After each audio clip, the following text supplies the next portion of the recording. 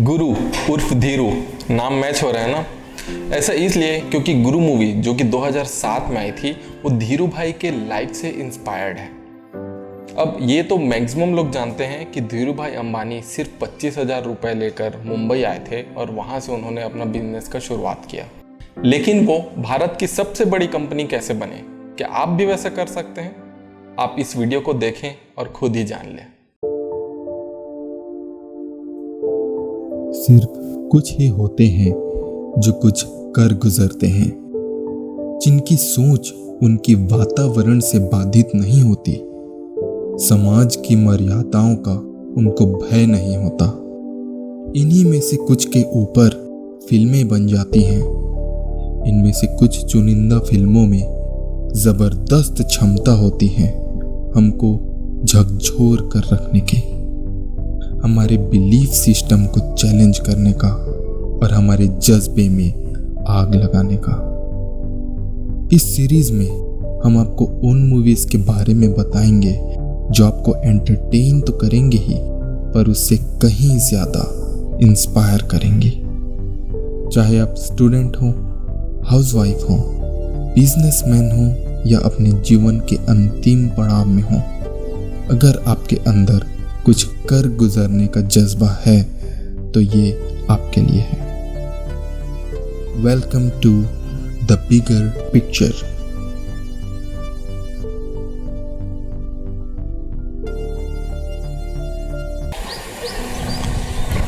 नमस्कार दोस्तों, the bigger picture के दूसरे एपिसोड में आप सभी का स्वागत है। अब पहले एपिसोड में तो हम सभी ने एक विदेशी इंस्पिरेशन के बारे में देख ही लिया, तो मैंने सोचा क्यों ना इस एपिसोड में कुछ देशी हो जाए। ये देशी तो है लेकिन किसी भी वर्ल्ड क्लास विदेशी इंस्पिरेशन से कम नहीं है। जब मैं छोटा था तब से ही मुझे बिजनेसमैन बनना था। अब मुझे क्लास अच्छे से याद नहीं है, लेकिन उस समय मुझे एंटरप्रेन्योर शब्द के मायने पते नहीं थे। उस समय इस शब्द के बारे में भी मुझे नहीं पता था। मैं एक जॉइंट फैमिली से बिलोंग करता था। मेरे कई सारे भैया दीदी सब इंजीनियर्स डॉक्टर्स थे, लेकिन सिर्फ एक भैया ने MBA किया था और वो भैया से मिलके मुझे कुछ अलग ही आनंद आता था, कुछ अलग ही अंदर से आता था फीलिंग। ये मूवी 2007 में रिलीज़ हुई थी। जिस समय ये मूवी रिलीज़ हुई थी उस समय मैं एक छोटे से शहर से बिलोंग करता हूँ। वहाँ पर ढंग का कोई थिएटर नहीं था और मुझे थिएटर जाने का मौका भी नहीं मिलता था। तो आप तो जानते ही हैं, जैसे कि मैंने पहले एपिसोड में आप सभी को बताया था कि मनोज वीडियो वर्ल्ड से मैं जाकर CD लेता था। तो इस मूवी को भी मैंने वहीं से रेंट पे लेकर आया और देखा। पहले तो मुझे इस मूवी के बारे में कोई जानकारी नहीं थी, क्योंकि कोई इंटरनेट का वर्ल्ड नहीं था, तो मैं ट्रेलर नहीं देखा था, मैं ज़्यादा जानता नहीं था। और अभिषेक बच्चन की मूवी थी, तो आप सभी तो जानते ही हैं कि अभिषेक बच्चन का शुरुआती में कैसा रिकॉर्ड था, तो कुछ खास मुझे पता नहीं था। लेकिन जैसे ही मैं ये मूवी देखा और जैसे जैसे देखते गया, ये मूवी मुझे मंत्रमुग्ध करता गया। बस मैं देखता ही रहा। ये मूवी मुझे मैग्नेट की तरह अपनी तरफ खींच के रख लिया। जो लोग ये मूवी ऑलरेडी देख चुके हैं वो लोग सोच रहे होंगे क्या ये मूवी आपको दोबारा इंस्पायर कर सकता है? आप तो ऑलरेडी देख चुके हैं, एक बार इंस्पायर हो चुके हैं, थोड़ी ना दोबारा इंस्पायर करेगा। तो मैं आप सभी का ये भ्रम दूर कर देता हूँ, क्योंकि मैं भी यही सोचता था। अब दूसरे बार ये मूवी जब मैं देखा तब ये टीवी पे आ रही थी। मैं शुरू से नहीं देख पाया, बीच से ही देख पाया। लेकिन बीच से देखने के बाद भी ये मूवी अपने तरफ मुझे खींच लिया और मैं देखते रहा। ऐसी तीसरी बार टीवी पे देखा, फिर से बीच से देखा, फिर से बस मैं देखता रहा। और मैं जब भी ये मूवी देखता हूँ बस ये मुझे अपनी ओर खींच लेता है। फिर मैंने सोचा कि आखिर ऐसा हो क्यों रहा है। तब मुझे ध्यान आया, ऐसा इसलिए क्योंकि ये रियल लाइफ स्टोरी से इंस्पायर्ड है। मुकेश और अनिल अंबानी के बाप धीरू भाई अंबानी के स्टोरी पे आधारित यह एक मूवी है। अब आपने तो सुना ही होगा ना कि बाप बाप होता है, तो आप समझ सकते हैं। अब मैं आपको इस मूवी के 5 ज़बरदस्त मोमेंट्स बताऊंगा जो आपके अंदर एक गहरा छाप छोड़ जाती है। अगर आप ये मूवी ऑलरेडी देख चुके हैं तो सबसे पहला सीन से ही शुरुआत हो जाती है। AR रहमान की आवाज में गुरु के पीछे से जो सीन होता है, जागे है देर तक हमें कुछ देर सोने दो। दूसरा मोमेंट भी जो मैं बताने जा रहा हूँ वो भी बहुत इम्पॉर्टेंट है, क्योंकि ये है फेलियर्स के बारे में। मैं हर बार ये कहता हूँ कि फेलियर बहुत इम्पॉर्टेंट है, क्योंकि ये वही पॉइंट होता है जब आप किसी भी कैरेक्टर से कनेक्ट कर पाते हैं। कहीं पर भी वो फेल होते हैं या फिर उनका हम्बल बिगनिंग होता है। अब धीरू भाई उर्फ गुरु जो कि इस मूवी में दिखाया जा रहा है, वो भी एक बहुत ही हम्बल बैकग्राउंड से बिलोंग करते थे।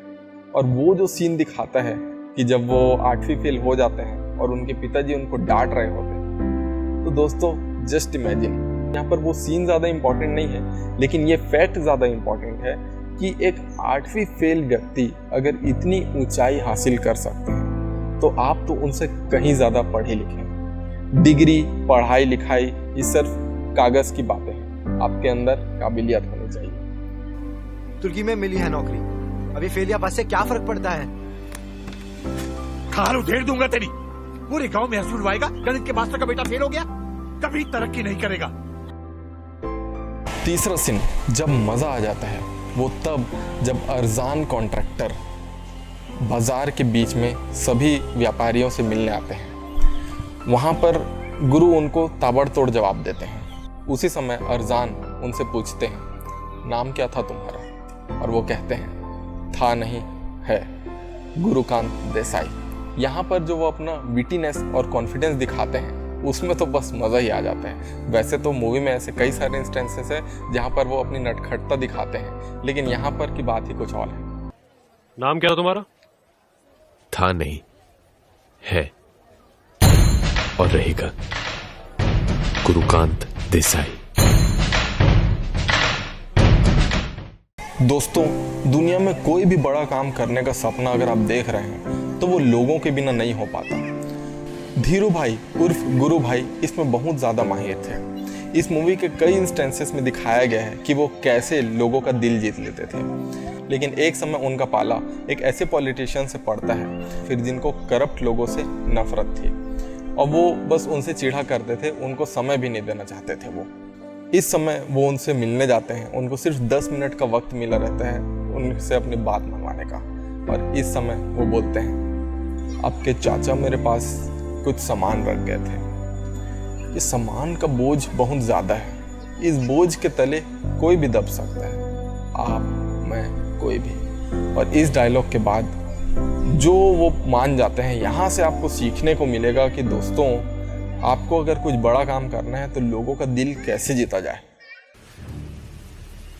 आपके चाचा जी ने मेरे पास कुछ सामान रखवाया था, अमानत समझ के।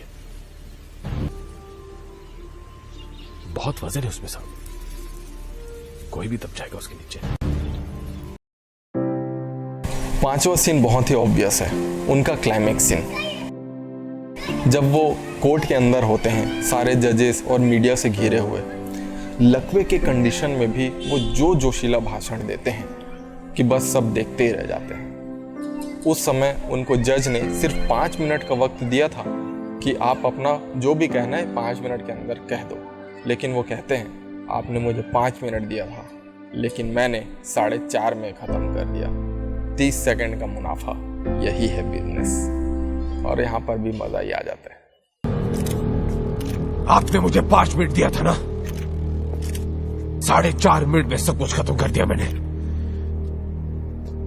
30 सेकंड प्रॉफिट, मुनाफा, यही होता है बिजनेस। वेट, अब ये खत्म नहीं हुआ। हमेशा की तरह मैं आपके लिए कुछ बोनसेस जरूर रखा हूँ। एक बोनस है गुरु और धीरू से रिलेटेड, और दूसरा बोनस है अभिषेक से रिलेटेड।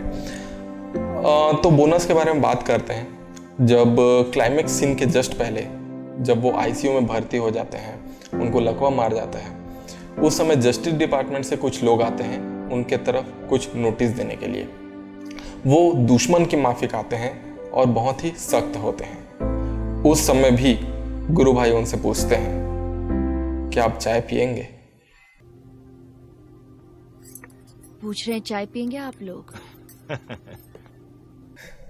दोस्तों, दुश्मन भी अगर आपके पास आ रहा है तो उससे भी इतने प्यार से पेश आ रहे हो। यूं ही नहीं कहा जाता कि वो 2 लोगों का दिल जीत लेते थे। अब जो दूसरा बोनस है अभिषेक से रिलेटेड। अभिषेक के करियर का शुरुआती का दिन था वो, आप सभी को पता है, और उस समय उनको कोई भी मूवी को लेकर के कोई खास सफलता मिली नहीं थी और कोई अच्छा एक्टिंग भी नहीं मिल रहा था। लेकिन इस मूवी को देख करके लोगों ने उनकी एक्टिंग को बहुत सराहा, उनकी मूवी को बहुत ज़्यादा पसंद किया गया और कहा गया कि अब लग रहा है कि महानायक के बेटे मूवी में काम कर रहे हैं। तो ये उनके लिए बहुत अच्छी बात थी। दोस्तों, आप भी एक अच्छा समय एक अच्छी मूवी को देना चाहते हैं तो आज ही जाइए और इस मूवी को फिर से देखिए, आपको ज़रूर मज़ा आएगा। अब इस मूवी में उनके कई सारे क्वालिटीज़ दिखाए गए हैं, उनका रिस्क टेकिंग कैपेबिलिटी, उनका लोगों से बात करने का तरीका, लोगों से दिल जीतने का तरीका, उनका कॉन्फिडेंस और उनका विटीनेस। आप इनमें से कौन सा क्वालिटी अप्लाई करना चाहते हैं अपनी लाइफ में, हमें कमेंट करके ज़रूर बताएं। इस वीडियो को लाइक करें और ज़्यादा से ज़्यादा लोगों से शेयर करें। और अगर आपने अब तक के हमारे चैनल को सब्सक्राइब नहीं किया है तो इसे सब्सक्राइब भी करें।